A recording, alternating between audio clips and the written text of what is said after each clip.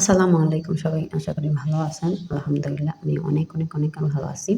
৫ তারিখে আমার মেয়ের ৫ জানুয়ারি বার্থডে ছিল। ওর ৬ বছর পূর্ণ হইছে। আলহামদুলিল্লাহ। ১ম এ তো দুপুরবেলা নামাজ-টামাজ পড়ে মা-জি ২ জনে একসাথে খাওয়া-দাওয়া সেরে তারপরে রান্না করতে আসছিলাম। তো রান্না করলাম ওর জন্যে ওর নিজের পছন্দ মতো। তো আমি সবসময় ওর জন্যে ও নিজে যেটা পছন্দ করে ওটাই রান্না করার চেষ্টা করি বার্থডের দিনে। এভেইলেবল আমি সবসময় এরকমই করি। বাট আজকে মানে টোটালি সবগুলা রান্না হবে। আর দিন ১ টা রান্না করে বা ২ টা রান্না করে হাইয়েস্ট সবগুলা হয় না। তো আমি যাওয়ার সময় ১ম এই বলছি ওরে গোসল করাইছি, আমি গোসল করছি গরম পানি দিয়া। তো এইখান দিয়ে আমি কি করছি, ওরে আমি বলছি, "কি খাইবা?" তো ও বলছে, "নুডলস খাইবো চিংড়ি মাছ দিয়া।" তারপরে কি বড় চাউল দিয়ে মানে পোলাও খাবে বা মানে বিরিয়ানি ওটা বউ পোলাওরে বিরিয়ানিটা পোলাও বলে সবসময়। তো এটা বিরিয়ানিও বলতে পারে, পোলাও বলতে পারে। পুডিং বানাইছিলাম, ক্যারামেল পুডিং। বিরিয়ানি দিয়ে গরুর গোশত দিয়ে ও বিরিয়ানি খাইবে কইছে, গরুর গোশত দিয়ে বিরিয়ানি পাকাইছিলাম।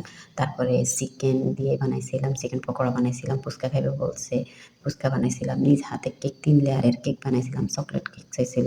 তারপরে আরেকটা চাইছিল ওই যে চিপস ভাজা।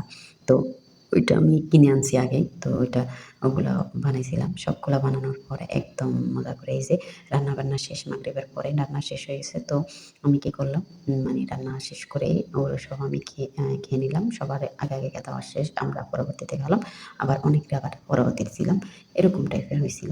তো যাই হোক এখানে আমরা টোটালি সবগুলা নিয়ে নিতেছি। আস্তে ফার্স্টে আমি কেকটা কেটে নিছি। এখানে তো আমাদের বার্থডে কোনো ওরকম উদযাপন না যে ওকে কেক কাটবে, বেলুন চাইছিল ও বার্থডের সময় আমার সাথে বেলুন চাইছিল যে অনেক বেলুন দিয়ে সাজানো হবে।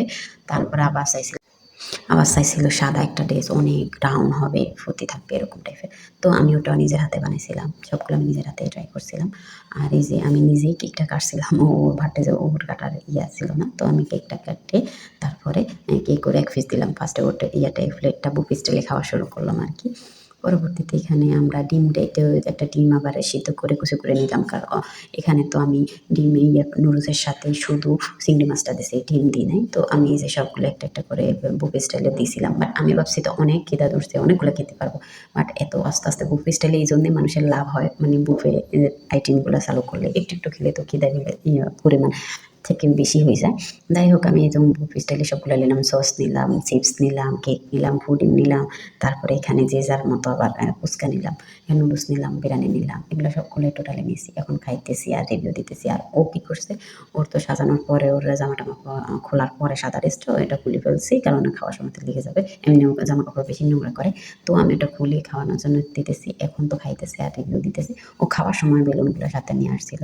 এক রুম থেকে আরেক রুমে মানে ও যে রুমে খাইতেছে এখন ওই রুমে মানে যে রুমে থাকবে ওই রুমেই থাকতে হবে। তো এই যে আমি ফুচকাটা অনেক দারুণ হইছে। এখানে আমি পকোড়াটা আগে খেয়ে ফেলছি। এখানে আমি আবার চিপস খেয়েছি। যে চিপসের সাথে আবার টমেটো সস দিয়ে খেলে ভালো লাগে। তো ওর জন্য ওর কথা শুনে আমি আবার ট্রাই করছি। ভাবছি হ্যাঁ বেস্ট ভালোই লাগে। কেকটা ৩ লেয়ারের হইছে। কেকটা আমি নিজেই বানাইছিলাম। ভালোই হয়েছে। কেকটা অনেক দারুণ হইছে। আমার এই ফার্স্ট এত মজার কেক হইছে।